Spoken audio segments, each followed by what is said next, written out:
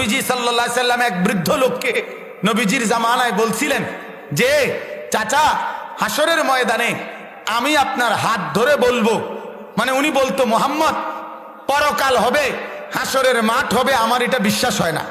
তো নবীজি বলছে চাচা, আমি আপনার হাত ধরে হাসরের ময়দানে বলবো, আপনাকে মনে করাই দেব যে এই যে হাসরের মাঠ হইল নিসান। আমি জান আপনার ওয়াদা দিলাম। হযরত ওমর রাদিয়াল্লাহু তাআলা নূর জামানায় রোম আর পারস্য বিজয়ের পরে ওই বৃদ্ধ লোক আল্লাহর রাসূলের সাহাবী ওমর, ওনার কাছে আয়েশা বলছে ওমর, ওই লোক হযরত ওমরের কাছে আয়েশা বলছে ওমর, আমাকে কালেমা পড়াইয়া মুসলমান বানান। তো হযরত ওমর বললেন কেন চাচা, আজ এতদিন পরে কালেমা পড়বেন? তো চাচা মুরব্বী বলতেছে মোহাম্মদ আমারে দুইটা কথা কইছিল। আমি দুইটা প্রশ্নই করছিলাম মোহাম্মদ রে, বলছিলাম রোম আর পারস্য মুসলমানরা বিজয় করতে পারবে না, কারণ যারা ভাত খাইতো ভাত খায় না, তারা কেমনে রোম আর পারস্য বিজয় করবে? হ্যাঁ, আর হাসরের মাঠ হবে না। আমার চোখের সামনে রোম আর পারস্য তো বিজয় হলো, মোহাম্মদ বলছিল বিজয় হবে, এটা তো যেহেতু হয়েছে তাহলে আমার বিশ্বাস হয়েছে ওইটাও হইব, কাজেই আমাকে কালেমা পড়াও, কালেমা পড়াও। তখন হযরত ওমর কালেমা পড়াইয়া বলছিল চাচা, আল্লাহর কসম আমি সেদিনই জানতাম আপনি মৃত্যুর আগে কালেমা পড়বেনই, কালেমা না পড়ে আপনি মরতেন না, এটা আমার তখনই ইয়াকিন ছিল। বুড়া এবার কয় কেমনে বুঝলা তুমি? আমি এমনি বুঝছি।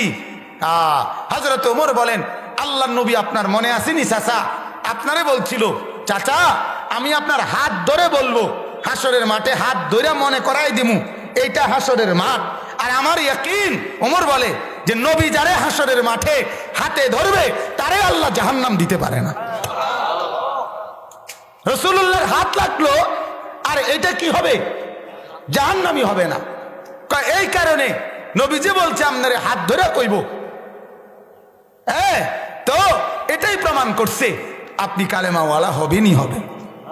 আল্লাহ ওয়ালাদের সোহবতে হাত লাগছে তো শত শত যুবকের দাড়ি উঠছে। বলেন আলহামদুলিল্লাহ, বলেন আলহামদুলিল্লাহ। নবীজি সাল্লাল্লাহু আলাইহি সাল্লাম এক বৃদ্ধ লোককে নবীজির জামানায় বলছিলেন যে চাচা, হাসরের ময়দানে আমি আপনার হাত ধরে বলবো, মানে উনি বলতো মোহাম্মদ পরকাল হবে, হাসরের মাঠ হবে, আমার এটা বিশ্বাস হয় না।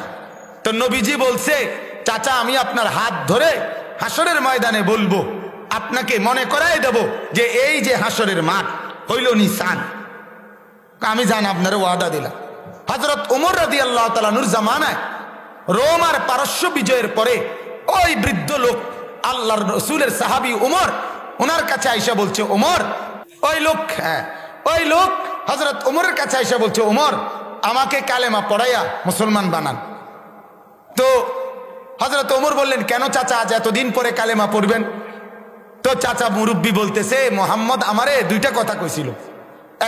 আমি দুইটা প্রশ্নই করছিলাম মোহাম্মদ রে, বলছিলাম রোম আর পারস্য মুসলমানরা বিজয় করতে পারবে না, কারণ যারা ভাত খাইতো ভাত খায় না, তারা কেমনে রোম আর পারস্য বিজয় করবে? হ্যাঁ, আর হাসরের মাঠ হবে না। আমার চোখের সামনে রোম আর পারস্য তো বিজয় হলো, মোহাম্মদ বলছিল বিজয় হবে, এটা তো যেহেতু হয়েছে তাহলে আমার বিশ্বাস হয়েছে ওইটাও হইব, কাজেই আমাকে কালেমা পড়াও, কালেমা পড়াও। তখন হযরত ওমর কালেমা পড়াইয়া বলছিল চাচা, আল্লাহর কসম আমি সেদিনই জানতাম আপনি মৃত্যুর আগে কালেমা পড়বেনই, কালেমা না পড়ে আপনি মরতেন না, এটা আমার তখনই ইয়াকিন ছিল। বুড়া এবার কয় কেমনে বুঝলা তুমি? আমি এমনি বুঝছি। হযরত ওমর বলেন আল্লাহর নবী আপনার মনে আসেনি চাচা, আপনারে বলছিল চাচা আমি আপনার হাত ধরে বলবো, হাসরের মাঠে হাত ধরে মনে করাই দিমু এইটা হাসরের মাঠ। আর আমার ইয়াকিন, ওমর বলে যে নবী যারে হাসরের মাঠে হাতে ধরবে তারে আল্লাহ জাহান্নাম দিতে পারে না। রাসূলুল্লাহর হাত লাগলো আর এটা কি হবে? জাহান্নামী হবে না। এই কারণে নবীজি বলছে আপনারে হাত ধরে কইব। তো এটাই প্রমাণ করছে আপনি কালেমাওয়ালা হবেনই হবেন। আল্লাহ ওয়ালাদের সোহবতে হাত লাগছে তো শত শত যুবকের দাড়ি উঠছে। বলেন আলহামদুলিল্লাহ, বলেন আলহামদুলিল্লাহ। নবীজি বলছেন একদিন সাহাবীদের মজমায় একদিকে তাকাইয়া বলছেন যুদ্ধের জন্য ফান্ড কালেকশন করতেছে, দান। আল্লাহর নবী বলেন এদিক থেকে আছো কে? যুদ্ধের জন্য দান করবা। ওসমান বললেন দাঁড়ায়া 100 উট আল্লাহর রাস্তায় দান করলাম। আল্লাহর নবী এদিক দিয়ে হাত বাড়ায় বলছে এদিকে আছো কে? আল্লাহর রাস্তায় দান করবা।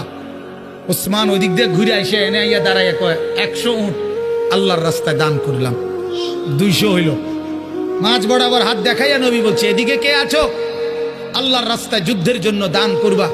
ওসমান এখানে এসে বলছে আল্লাহর রাস্তায় আরো 100 উট আল্লাহর রাস্তায় দান করলাম। 300 হইল। ভাইয়া 6 বার নবীজি বলছে আর কে, আর কে, আর কে? 6 বারই ওসমান দাঁড়াইয়া দাঁড়াইয়া বলছে 100, 100, 100, 100, 100, 100, 600। কয়শো? 600 উট। এবার আল্লাহর নবী হাসি দিছে, হাসি দিছে। আর ওসমান দাঁড়াই আবার বলছি ইয়া রাসূলুল্লাহ 100 ঘোড়াও আল্লাহর রাস্তায় দান করলাম। নবীজি খুশিতে চেহারা মুবারক নূরের চেহারা চিকচিক করছে। হযরত ওসমান বলছে ইয়া রাসূলুল্লাহ একটু অপেক্ষা করেন, আমার দান করা শেষ হয় নাই, আমি ঘরের থেকে একটু আইতে আসি। হযরত ওসমান ঘরে গেছেন, রুমাল বিছিয়ে দিয়া বিবিকে বললেন স্বর্ণ গহনা অলংকার যা আছে সব দাও। স্ত্রী বললেন কেন? বড় কোনো পার্টি, উনি ব্যবসায়ী ছিলেন তো, বড় কোনো মহাজন, বড় লেনদেন মানে বড় পুঁজি খাটাইতেছেন নাকি? হযরত ওসমান বললেন হ্যাঁ বিবি, আজ আরশে আজিমের মালিকের সাথে পুঁজি খাটাইতেছে। আজকের মহাজন সবচেয়ে বড় মহাজন, আজ জান্নাতের বিনিময়ে পুঁজি খাটাচ্ছি বিবি। হযরত ওসমান সমস্ত গহনা স্বর্ণ রৌপ্য নিয়ে আল্লাহর নবীর সামনে রুমাল খুলে দিছে। হাদিসে আছে আল্লাহর নবী এক হাতে স্বর্ণের টুকরা, এক হাতে রৌপ্যের টুকরা হাতে তুলে আল্লাহর নবী তখন বলছেন আল্লাহুম্মা ইন্নী রাযীতু আন উসমান ফারদি আনহু। আল্লাহ, আমি জমিনে আমার ওসমানের উপরে রাজি হয়ে গেলাম, আপনি আরশে তার উপরে রাজি হয়েছেন। আমি জমিনে রাজি, আপনি আরশে রাজি হন।